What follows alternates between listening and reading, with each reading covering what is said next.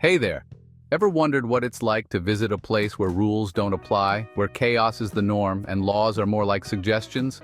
Well, today we're taking you on a journey to some of the most lawless places on Earth. Spots that are wild, unpredictable, and yes, often dangerous. From forgotten corners of the world to modern-day no-man's lands, these places have little to no government oversight and thrive in their kind of organized chaos. Sound intriguing? Grab your sense of adventure and maybe a bit of courage as we dive into the world's top 5 lawless places where laws practically don't exist. Let's get started. Slab City, USA, a desert squatter's paradise. Slab City, USA is a desert squatter's paradise located in the middle of Southern California. Known as the last free place in America, Slab City is an unincorporated community that defies conventional norms. Tucked away in the remote desert, residents live entirely off the grid, without the modern conveniences and government oversight most of us are used to. Believe it or not, this place was once a military training ground for the U.S. Marines during World War II. When the military left, they abandoned massive concrete slabs, and that's where Slab City gets its name. Today, those slabs serve as the foundation for a community of squatters, artists, retirees, and drifters, all people drawn to the idea of living without formal laws or regulations. What makes Slab City truly unique is its radical rejection of mainstream society. There's no electricity grid, no running water, no sewage system, and no municipal government. Residents rely on solar panels for power, water tanks for drinking and bathing, and they often use a barter system to meet their basic needs. Even without formal infrastructure, the Slabbers, as they're called, have built a tight-knit, resourceful community that thrives on mutual aid and self-reliance. Autonomy is a core principle here. People come to Slab City to live life on their own terms, free from the rules and constraints of traditional society. But this kind of freedom isn't without its challenges. The desert heat can be brutal, resources are scarce, and life can be precarious when personal responsibility is the name of the game. Now, you might think that without formal laws, Slab City would be pure chaos, but that's not exactly the case. The community has its own informal set of rules, not enforced by any external authority, but by a strong sense of personal accountability and collective responsibility. Disputes are usually settled internally, and while serious crimes do happen, they're relatively rare compared to bigger cities. This is partly because of the community's culture of mutual respect and partly due to its isolation. The harsh desert environment isn't for everyone. One of the coolest things about Slab City is its vibrant art scene. It's one of the main attractions. Amid the barren desert, you'll find incredible bursts of color and creativity. Take Salvation Mountain, for example, a huge Technicolor hill covered in murals and messages of love, peace, and faith. Created by a resident named Leonard Knight, it has become a symbol of the free-spirited DIY ethos that defines Slab City. But let's be real, living in Slab City isn't for everyone. Summers can be brutal, with temperatures soaring over 110 degrees Fahrenheit, and the lack of basic amenities can be a serious challenge if you're not prepared for desert life. Yet despite all that, many slabbers wouldn't trade their freedom for anything. For them, the ability to live life on their terms, without rent, utility bills, or societal expectations, is worth it. The Zone of Death, USA, a legal loophole in Yellowstone. The Zone of Death in the USA is a unique legal loophole within Yellowstone National Park. Hidden in one of America's most famous parks, this 50-square-mile stretch of wilderness is located in the Idaho portion of Yellowstone. Due to a bizarre legal technicality, this area theoretically makes it impossible to enforce the law. Here's how it works. Yellowstone was established in 1872 and stretches across Wyoming, Montana, and Idaho. The entire park falls under federal jurisdiction, so federal law applies everywhere within it. However, the Sixth Amendment guarantees the right to a trial by a jury from both the state and district where the crime was committed. The Idaho portion of Yellowstone is in the District of Wyoming for federal court purposes, but since no one lives in that Idaho section, there's no jury pool. So, if someone committed a serious crime there, it would be nearly impossible to assemble a proper jury. Now, no major crimes have been reported in the Zone of Death. But the legal loophole fascinates people because it shows how the legal system can break down under certain circumstances. Legal scholars like Professor Brian Kalt from Michigan State University have highlighted this issue. He even wrote a paper called The Perfect Crime, exploring how someone could theoretically commit a serious crime here and avoid prosecution. Despite his efforts, Congress hasn't addressed the loophole. The isolation and rugged terrain of the Zone of Death add to its mystique. It's characterized by dense forests, remote hiking trails, and wild animals. Few visitors venture into this part of the park, and even fewer know about its unique legal status. For those who are aware, the Zone of Death is a stark reminder that laws can sometimes fail because of geographical and legal quirks. Despite its ominous nickname, the Zone of Death is still under the watchful eye of the National Park Service, and most visitors won't experience anything unusual. However, the existence of this legal gray area raises bigger questions about the limits of governance in remote places. It shows that our legal systems aren't infallible and that even in highly regulated countries like the US, there are pockets where the law might not fully apply. Freetown, Christiania, Denmark, a commune in the heart of Copenhagen. Freetown, Christiania in Denmark is a unique commune located in the heart of Copenhagen.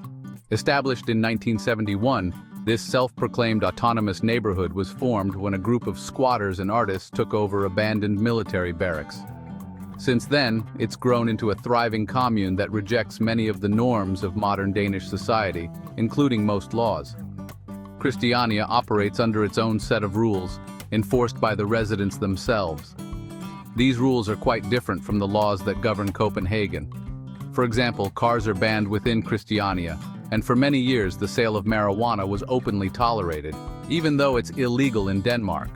Though Danish authorities have made several attempts to reassert control over the area, Christiania has managed to maintain a level of autonomy that's unique in the world. Life in Christiania is based on communal living, with residents sharing responsibilities and resources. Housing is built by the residents themselves, and decisions affecting the community are made collectively through meetings. Despite its anarchistic roots, Christiania has become a major tourist attraction, drawing over 500,000 visitors each year. The area is known for its colorful murals, art galleries, and alternative culture, attracting free spirits from around the globe. However, this freedom comes with its own set of challenges. Christiania has faced issues with crime, and tensions between the commune and Danish authorities occasionally flare up.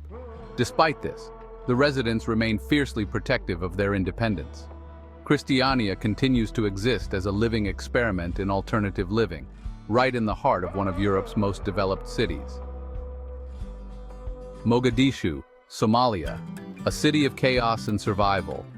Mogadishu, Somalia, is a city marked by chaos and survival, often cited as one of the most lawless places in the modern world.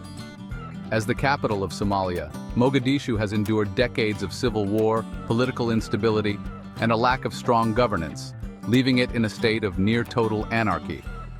While recent years have seen some security improvements, Mogadishu remains one of the most dangerous cities on earth, where the rule of law is tenuous at best.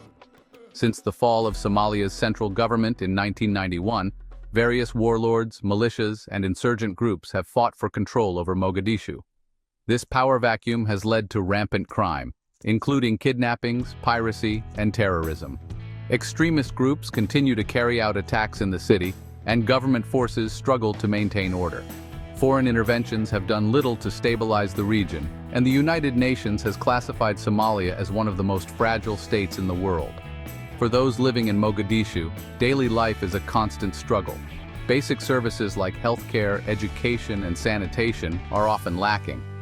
Many neighborhoods are controlled by local militias rather than the government, so the rule of law can vary drastically depending on where you are in the city. In some areas, people have created their own systems of governance to maintain some semblance of order, but the threat of violence is always present. Despite all these challenges, Mogadishu is also a city of incredible resilience. Its people have adapted to the chaos, finding ways to survive and even thrive despite overwhelming adversity. Markets remain open, entrepreneurs continue to do business, and a sense of normalcy persists amid the turmoil. While it's certainly not a place for the faint-hearted, Mogadishu offers a glimpse into what happens when society breaks down, and how people adapt when the law no longer exists. Bir Tawil, a no-man's land between Egypt and Sudan. Bir Tawil is a no-man's land between Egypt and Sudan, lying in one of the most remote and desolate parts of the world. This barren 800-square-mile stretch of desert is one of the few places on Earth unclaimed by any nation. Located between Egypt and Sudan, it exists in a unique geopolitical limbo where neither country asserts sovereignty. The story of Bir Tawil's unusual status dates back to colonial times. In 1899, the British established the boundary between Egypt and Sudan along the 22nd parallel north. But in 1902, they drew a separate administrative boundary to better serve local nomadic tribes.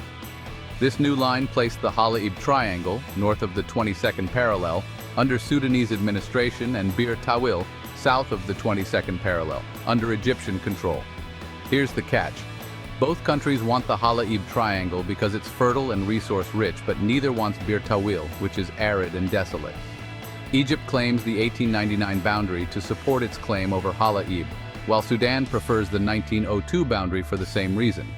This stalemate has left Bir Tawil unclaimed by either nation. What makes Bir Tawil so unusual isn't just that it's unclaimed, but that neither country wants it because it has no apparent value. The land is harsh and inhospitable, mostly barren sand dunes, rocky plateaus, and an unforgiving desert climate.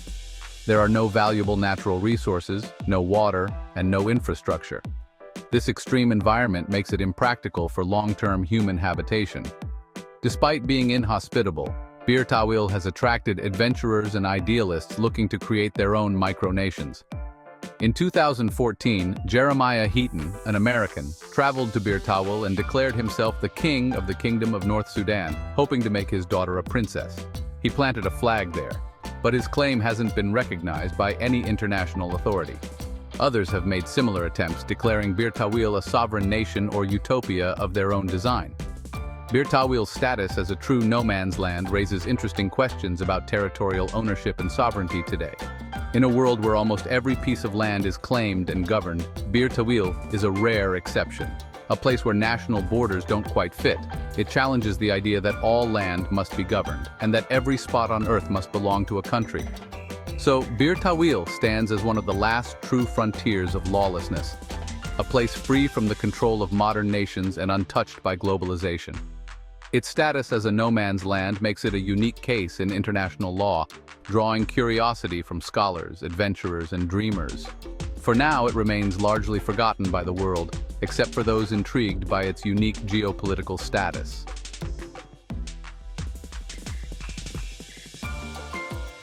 And there you have it, 5 of the most lawless places in the world, where society exists without traditional laws and regulations. If you enjoyed this journey, please like, share, and subscribe to Explore Edge. Don't forget to hit the bell icon to stay updated with our latest videos. Until next time, keep exploring the wonders of our world with us.